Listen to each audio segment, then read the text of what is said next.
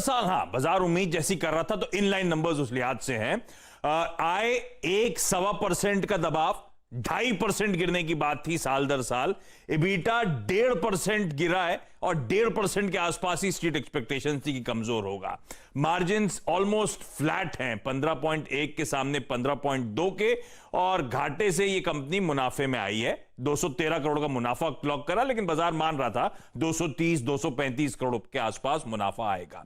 लेकिन मैंने कहा सीक्वेंशियली इंप्रूवमेंट, ज्योग्राफीज देखिए, यूएस में क्यू ऑन क्यू 15%, भारत में Q on Q 4%, growth markets में क्यू ऑन क्यू 8% और ईएमईए में क्यू ऑन क्यू 30% का इंप्रूवमेंट है। एचपीसीएल की जहां तक बात है, Q2 में परफॉर्मेंस जो है अच्छा है, नंबर्स स्लाइटली अहेड हैं जो स्ट्रीट एक्सपेक्ट कर रहा था उसके सामने। तो आय 37% बढ़ी क्यू ऑन क्यू, और कई लोग साल दर साल कंपेयर कर रहे हैं देखने के लिए कि प्री कोविड और अब की तस्वीर कैसी है। तो आय साल दर साल 15% का दबाव दिखा रही है। Q on Q gross refining margins में तगड़ा उछाल, लॉकडाउन से निकले 4.5% जीआरएम क्लॉक करे इस बार इस कंपनी ने। बाकी के आंकड़े आप लोग की स्क्रीन पर आएंगे। रिजल्ट से ज्यादा इंपॉर्टेंट सब बायबैक का इंतजार कर रहे थे, वहां थोड़ा सा अच्छा बायबैक तो अप्रूव करा बोर्ड ने, लेकिन दिक्कत यह हो गई कि वो ओपन मार्केट के जरिए, टेंडर रूट के जरिए नहीं है। तो 250 रुपए प्रति शेयर मैक्सिमम प्राइस रखी है बायबैक की, 186 के भाव पर कल यह बंद हुआ था। कंपनी कुल मिलाकर 2500 करोड़ रुपए इस बायबैक पे स्पेंड करेगी, लेकिन क्योंकि टेंडर रूट नहीं है, ओपन मार्केट के जरिए, तो थोड़ा सा एंथुसियाज्म ठंडा पड़ जाता है। ठीक बात है। और एसआरएफ आपने नहीं बताया। अच्छा एसआरएफ बहुत सारे हैं। अच्छा एसआरएफ में तो नंबर्स अच्छे, जैसे आपने कहा अच्छे नंबर्स, और जो स्ट्रीट एस्टिमेट्स थे और मैं कोटक के एस्टिमेट देख रहा था, उन सब से बेहतर परफॉर्मेंस इस बार इस कंपनी का। आय में 21% का उछाल। ये ग्रोथ आई कहां से? केमिकल कारोबार, पैकेजिंग फिल्म्स कारोबार, इनमें अच्छा मोमेंटम इन सेगमेंट्स में देखने को मिला। एबिटा 74% का इंप्रूवमेंट, मार्जिन 19 से बढ़कर 27% पे पहुंचे, मुनाफा 4% बढ़ा। अब जब कुछ इतना बढ़ा तो मुनाफा केवल 4% क्यों बढ़ा, यह सवाल हो सकता है सबके लिए। तो मुनाफा कम इसीलिए बढ़ा क्योंकि इस बार हायर टैक्स एक्सपेंसेस इस कंपनी के हुए। इस बोर्ड ने घोषणा करी कि 424 करोड़ रुपए ये पैकेजिंग फिल्म यूनिट लगाने जा रहे हैं इंदौर में। ओके, तो यहां पे 3 नंबर्स अगर आप देखें आशीष ने रखे, ल्यूपिन, एचपीसीएल और साथ ही साथ एसआरएफ। ल्यूपिन पर आप देखें जो हाउस व्यूज हैं उसके मुताबिक सीएलएसए कह रहा है कि लार्ज इन्वेंट्री गेन ने अगर आप देखें Q2 प्रॉफिट्स को ड्राइव किया, और इन्होंने अपना व्यू चेंज किया है। यहाँ पे इन्होंने इसको बाय किया है फ्रॉम सेल। याद रखिएगा टारगेट करीब करीब इन्होंने 225 रुपये रखा है। ऑल अगर मैं क्लासीफाई करूँ तो इसमें सबसे अच्छा वही चार्ट नंबर्स लग रहे हैं जो कि आज हेमंत का सेक्टर ऑफ द डे भी है, और वो है केमिकल्स। पहले एसआरएफ की बात करते हैं। एसआरएफ को चार्टिकली देखिए, सबसे बड़ा एडवांटेज इस चार्ट के साथ है। प्रकाश गाबा जी पहले एक बार एसआरएफ पे टेक चेक दीजिएगा। 4443 कल की closing all time high trajectory पे जाके कल क्लोज हुआ। ये अच्छे नंबर्स कैसे अप्रोच करेंगे आप, और उसके बाद मैं राजेश अग्रवाल जी का व्यू भी लूंगा इस पे और केमिकल स्पेस पे। आपकी पहले राय इस पे एसआरएफ पे। एसआरएफ की बात करें तो मुझे एसआरएफ 2-3 दिन पहले मैंने रेकमेंड किया था, और मुझे आज एक शॉर्टलिस्ट कैंडिडेट है आपको मिलना चाहिए एसआरएफ में। टारगेट ऑन द अपसाइड 4600 के हैं, स्टॉप होगा करीब 4400 के नीचे, मे बी 3980 सही रहेगा। एसआरएफ चार्ट अच्छा लगता है मुझे, हाई टाइम बेसिस पर भी अच्छा लगता है और शॉर्ट टर्म में भी अच्छा लगता है। तो ये शेयर फोकस में रहेगा, और इसके चलते फिर बाकी के जो स्टॉक्स हैं जिनके नतीजे अभी आए नहीं है केमिकल सेक्टर में, उनके ऊपर नजर होगी। डॉक्टर साहब एक बार स्टॉक 2020 की टीम दिखा दीजिए। हम लोग यही कह रहे थे कि आज ये सेक्टर जो है वो सेक्टर ऑफ द डे हो सकता है, क्योंकि आप देखिए 8.5% ज़्यादा ऑपरेटिंग प्रॉफिट मार्जिन उन्होंने कमांड किया है। तो दूसरे स्टॉक्स के ऊपर भी आपकी नज़र होनी चाहिए जिनके नतीजे आए नहीं। नोसिल जैसे हुआ, अब इसके नतीजे देखिए अब आगे आएंगे। बहुत सारी केमिकल कंपनियां हैं जिनके नंबर्स आगे आते हुए नजर आएंगे, और इस बार हमने देखा है वीरू ज़्यादातर केमिकल्स कंपनियों ने आउट परफॉर्म किया है। टेनफैक्ट, नोसिल, थिरुमलाई, ये तमाम कंपनियों के नंबर्स आगे आते हुए आपको नजर आएंगे। आज सुमितोमो केमिकल्स के नंबर्स भी हैं तो इनके ऊपर भी नज़र होने वाली है। तो ये केमिकल वाले स्टॉक्स मेरी टीम में ही थे, केमिकल वाले स्टॉक्स, इनके ऊपर नजर होगी। नीरज की टीम में देखिए यूनाइटेड स्पिरिट्स से उन्होंने अपनी टीम की शुरुआत की थी। चलिए और नतीजों की बात कर लेते हैं। बहुत सारे नंबर्स आए हैं। हैप्पीएस्ट माइंड, कल जाते जाते हमारे एक्सपर्ट कह रहे थे इसे BTST करके जाइए, हैप्पी करेगा, और हैप्पी किया है। आज हैप्पी करेगा। मैं एक काम करता हूं, सारे गुड नंबर्स बता देता हूं आपको। अच्छी बातें करते हैं। पहले अपोलो टायर्स से शुरुआत करनी है मुझे। अच्छे नंबर्स, बहुत स्ट्रांग ऑपरेशनल परफॉर्मेंस। आय 7.5% बढ़ी, बाजार उम्मीद 3% बढ़ने की थी। EBITDA 60% उछला साल दर साल, बाजार उम्मीद EBITDA में 23% उछाल की थी। मार्जिन्स 540 बेसिस पॉइंट सुधरे, हम उम्मीद कर रहे थे कि भाई सिर्फ 2% सुधरेंगे, 200 बेसिस पॉइंट। एक्सेप्शनल गेन हुआ जिसके चलते प्रॉफिट और बूस्ट होता हुआ नजर आया। और बहुत स्ट्रांग परफॉर्मेंस है एशिया पैसिफिक रीजन में। एशिया पैसिफिक रीजन्स के अलावा यूरोपियन कारोबार में लॉसेस नैरो डाउन हुए, तो firing on all cylinders. Apollo tyres के नंबर्स अच्छे हैं, इसके अलावा जेके लक्ष्मी सीमेंट के नंबर्स अच्छे हैं, अहेड ऑफ एस्टिमेट्स हैं। वॉल्यूम्स 2.25 MT एक्सपेक्टेड था, 2.39 क्लॉक करा। आय 12% बढ़ी, कारोबारी मुनाफा 27% बढ़ा, मुनाफा 72% बढ़ता हुआ नजर आया। हैप्पीएस्ट माइंड्स हैप्पी करा है वाकई अच्छा। और पहली मेरे ख्याल से क्वार्टरली अपडेट है लिस्टिंग के बाद।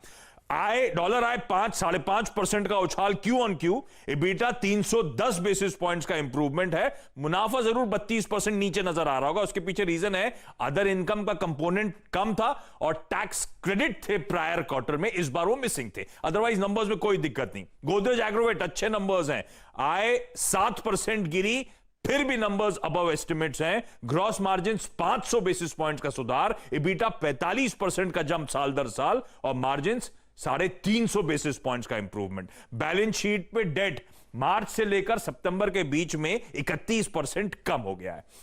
गति अच्छे नंबर्स आ गए, आय 22% गिरी, पर उसके सामने EBITDA में 15% का उछाल, मार्जिन्स 190 बेसिस पॉइंट्स का इंप्रूवमेंट।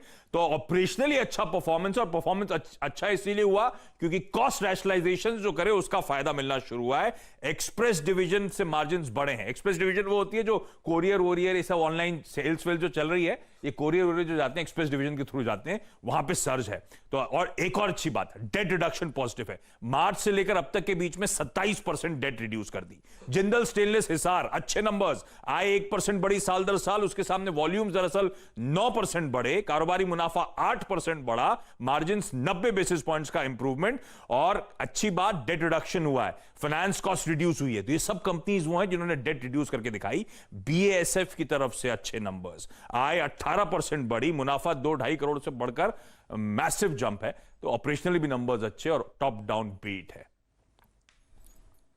ऑलराइट, तो ये देखिए बढ़िया नंबर्स की सूची, लेकिन इनमें कई सारे शेयरों में आज सुबह सुबह प्रॉफिट बुकिंग आ जाएगी, है ना बाप, क्योंकि ये बहुत सारे नंबर्स देखिए, कल BTST हुए हैं बाप। और आजकल दिक्कत यही हो रही है कि वीरू नंबर्स अच्छे आते हैं लेकिन काफ़ी हद तक बाजार को पता होता है। तो ध्यान रखिएगा अब कि अब अच्छे नंबर्स के बाद अगर आप खरीद रहे हैं तो लॉन्ग टर्म के लिए खरीदिए, मीडियम टर्म के लिए खरीदिए। आज सुबह सुबह देखिए, फिर ज़रूरी नहीं है कि इन सब में आपको मुनाफा हो जाए इंट्राडे में, यहाँ से खुलने के बाद और बढ़ें। ये बिल्कुल क्लियर बात है क्योंकि इतने भागे हैं ज़्यादातर स्टॉक्स।